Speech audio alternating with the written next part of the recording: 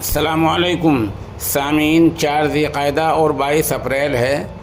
خبر کا عنوان ہے حافظ دین محمد کا انتقال، انا للہ و انا الیہ راجعون۔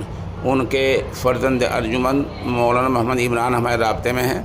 وہ بتا رہے ہیں کہ والد مرحوم حافظ دین محمد صاحب کا تقریباً 96 سال کی عمر میں انتقال ہو گیا ہے۔ وہ گاؤں جھبیرن ضلع سہارنپور کے رہنے والے تھے، انہیں تدفین ہوئی ہیں، اور یہ گاؤں جھبیرن دیوبند سے 3 یا 4 کلومیٹر کے فاصلے پر ہے۔